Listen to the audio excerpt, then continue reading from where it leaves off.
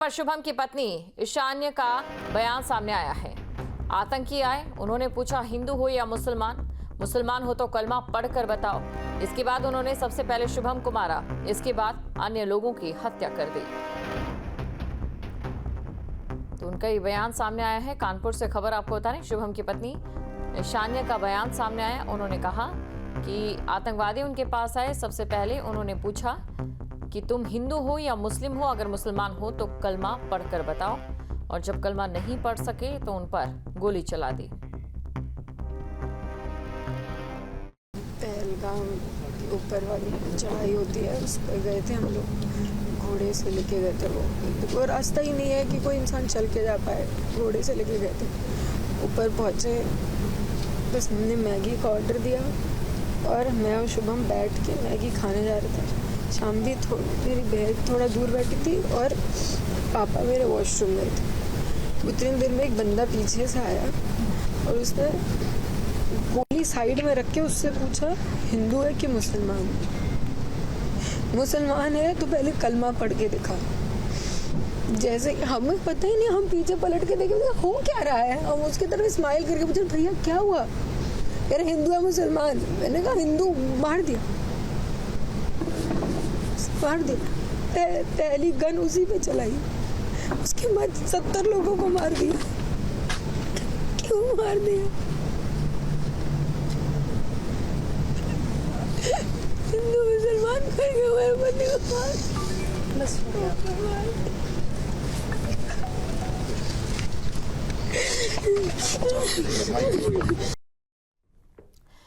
खबर पर अधिक जानकारी के साथ संवाददाता श्याम भी हमारे साथ बने हुए हैं। श्याम, ये बयान सुना और जिसने भी सुना होगा जाहिर तौर पर भावुक हो गया होगा।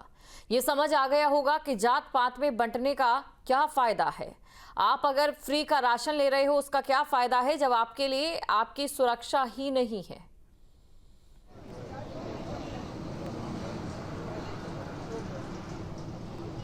बिल्कुल, देखिए सुरक्षा सबसे अहम विषय है और सुरक्षा का जब लोगों को एहसास होने लगा तभी उन्होंने कश्मीर का रुख भी किया।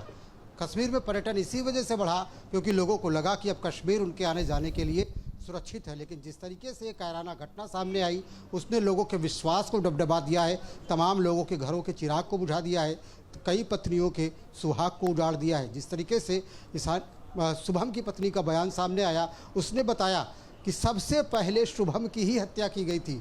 आतंकी जो वहां पर पुलिस के भेष में पहुंचे थे उन्होंने सबसे पहले शुभम को मारा क्योंकि शुभम और उसकी पत्नी ने मैगी का ऑर्डर किया था, वो अपने ऑर्डर का इंतजार कर रहे थे। उसने बताया कि इसी दौरान पुलिस के भेष में आतंकी वहां पर पहुंचे और उन्होंने उनसे कहा कि तुम हिंदू हो या मुसलमान, मुसलमान हो तो कलमा पढ़ के बताओ।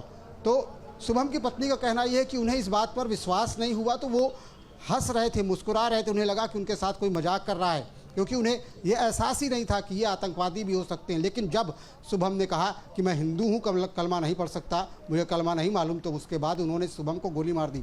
शुभम की पत्नी का कहना है कि सबसे पहले शुभम को गोली मारी गई, उसके बाद आतंकियों ने तमाम दूसरे लोगों को निशाना बनाया। तो इस पूरी घटना के बाद शुभम की पत्नी डरी सहमी हुई है। पहली बार मीडिया के सामने आकर के उसने अपने ऊपर जो व्यथा उसके साथ बीती वो उसने बताया और आपको मैंने दिखाया कि किस तरीके से जहां पर शुभम का शव रखा हुआ है वहां पर माहौल पूरी तरीके से गमगीन है।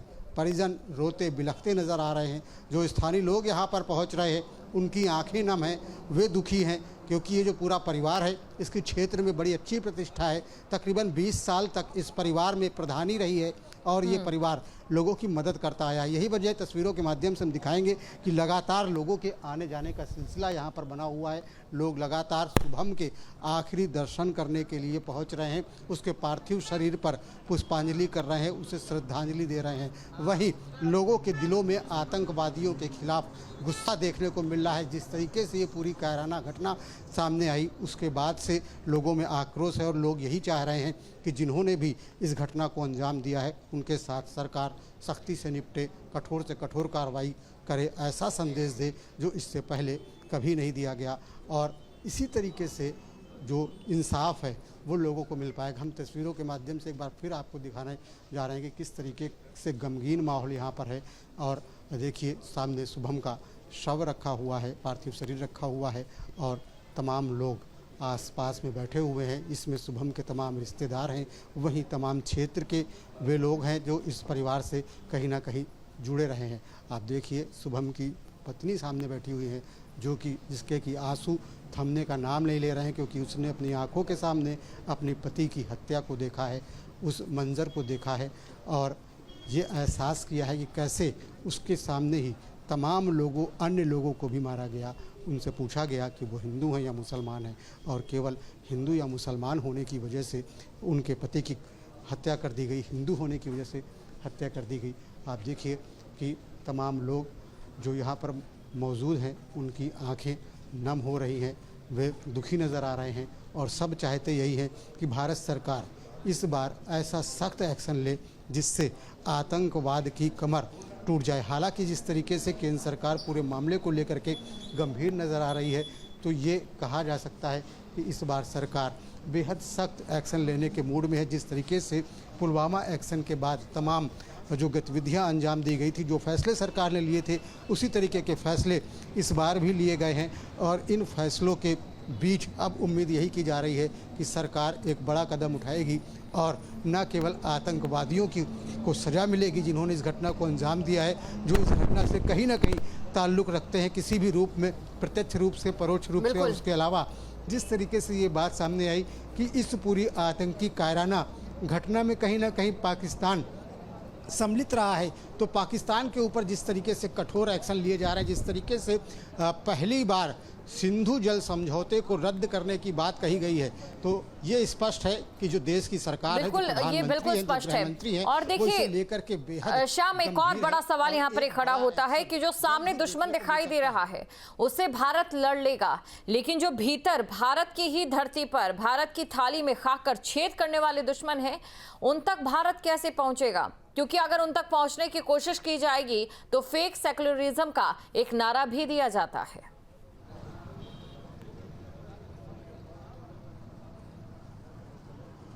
बिल्कुल, जिस तरीके से कश्मीर का इतिहास रहा है, जिस तरीके से वहाँ पर तमाम सरकारें रही हैं और कई बार उन सरकारों पर आरोप भी लगा है कि वो परोक्ष रूप से पाकिस्तान के समर्थन में खड़े नज़र आए हैं, तमाम आतंकियों को पालते पोसते नज़र आए हैं और उनके लिए उनको कहीं ना कहीं एक ऐसी ज़मीन उपलब्ध कराते रहे हैं जिससे वो ग्रो हो सके।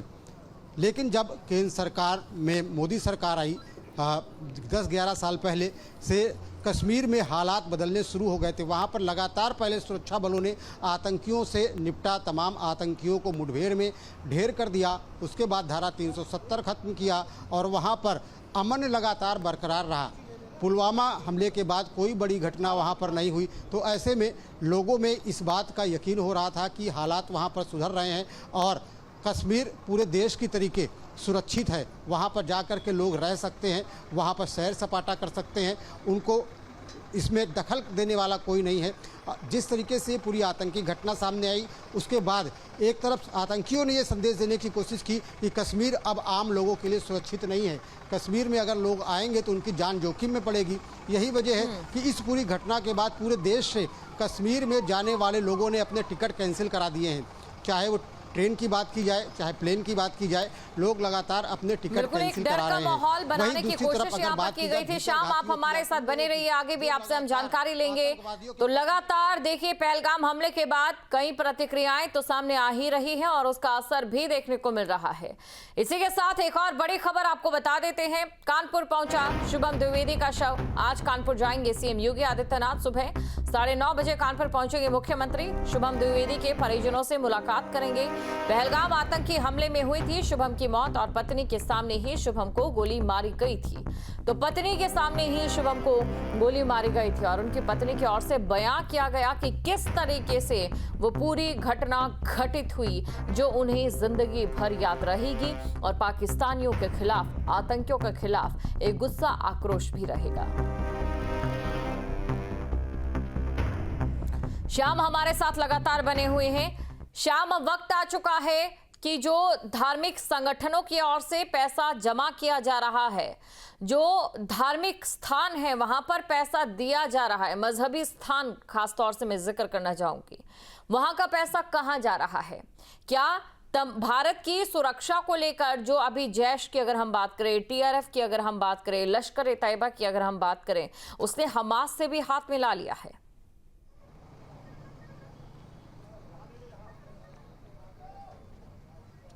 देखिए, लगातार ये बातें सामने निकल करके आती रही हैं, पुख्ता होती रही हैं और तमाम संगठनों पर कार्रवाइयाँ भी होती रही हैं कि वो काम कुछ और दिखाते हैं, करते कुछ और हैं।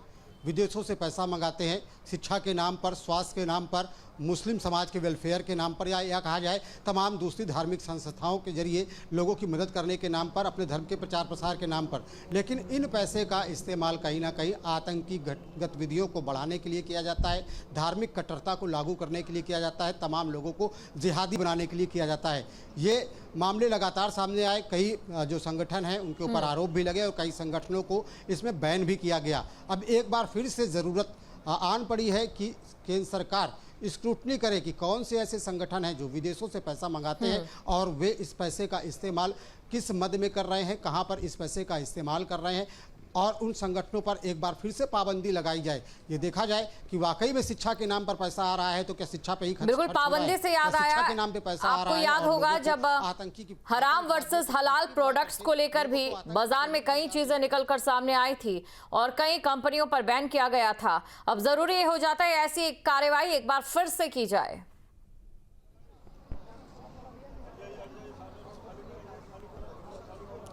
बिल्कुल, जिस तरीके से तमाम कंपनियां हैं उनके ऊपर भी आरोप लगते रहते हैं कि ये इसका पैसा जो है इसका इस्तेमाल वो तमाम दूसरी गतिविधियों में कर रहे हैं। ऐसे में जब हलाल और हराम की जो बात निकल करके सामने आई थी उस समय तमाम एक्शन लिया गया, लेकिन तमाम जो दल हैं उन्होंने इसका विरोध भी किया, तमाम जो मुस्लिम संगठन हैं उन्होंने इसका विरोध किया कि आखिर इससे किसी को क्या फ़र्क पड़ता है। लेकिन देखने वाली बात यह है कि अगर इसका पैसा किसी भी तरीके से देश विरोधी गतिविधियों में इस्तेमाल होता है तो निश्चित तौर पर उसे बैन किया जाना चाहिए और उस पर कार्रवाई की जानी चाहिए। और इसमें किसी को भी तकलीफ नहीं होनी चाहिए, वो चाहे राजनेता हो, चाहे तमाम धार्मिक संगठन के लोग हों या किसी पर्टिकुलर धर्म से ताल्लुक़ रखने वाले लोग हों, उनकी राजनीति करने वाले लोग हों, किसी को भी दर्द नहीं होना चाहिए, क्योंकि नेशन फर्स्ट है, राष्ट्र सबसे प्रथम है। जब राष्ट्र रहेगा तो लोग रहेंगे और लोग सुरक्षित रहेंगे। जिस तरीके का माहौल कश्मीर में बनाने की कोशिश की गई, जिस तरीके से दहशत वहाँ पैदा करने की कोशिश की गई, जिस दहशतगर्दी के लिए कश्मीर जाना जाता था उसका एक संदेश देने की वहाँ की ज़मीन से कोशिश की गई, तो निश्चित तौर पर केंद्र सरकार एक तरफ जो एक्शन प्लान कर रही है, जिस तरीके से कश्मीर के ऊपर सख्ती बरती जा रही है और कहा जा रहा है कि जो आतंकी संगठन जो भी इसमें इन्वॉल्व होगा उसके ऊपर सख्ती से कार्रवाई की जाएगी। उसके अलावा जो बैकग्राउंड में चीज़ें चलती हैं उस पर भी निश्चित तौर पर जोर दिया जाना चाहिए। जिस तरीके से आपने कहा कि तमाम जो धार्मिक संगठन है, तमाम सामाजिक संगठन है, वे अपने धर्म का दुरुपयोग करते हैं और भारत विरोधी गतिविधियों को संचालित करने में इस पैसे का इस्तेमाल किया जाता है, तो ऐसे में ज़रूरत इस बात की है तो ऐसे संगठनों पर ना केवल प्रतिबंध लगे बल्कि ये भी देखा जाए कि कौन लोग उसे पोषित कर रहे हैं, कहाँ से ये पैसा आ रहा है, और कार्रवाई उन लोगों के ऊपर भी की जाए कि अगर वो गलत काम करने के लिए, देश में गलत काम को प्रोत्साहन देने के लिए पैसा भेज रहे हैं तो उनके ऊपर भी कार्रवाई की जाए। कौन वो लोग हैं जो आसानी से आतंकियों को हथियार उपलब्ध करा देते हैं। बिल्कुल श्याम, और देखिए इसके एक दूरगामी परिणाम भी साबित हो सकते हैं। जिस तरीके से हमास को पैसे चाहिए और जैश को लड़ाके, और इसको लेकर आगे क्या परिस्थितियां रहती है, किस तरीके से रणनीति बनती है, और भारत कितने ऐसे मजहबी संगठन हैं जिन्हें बैन करता है या फिर कुछ कड़े फैसले लेता है, ये देखने वाली बात रहेगी। शुक्रिया तमाम जानकारी को दर्शकों तक पहुंचाने के लिए।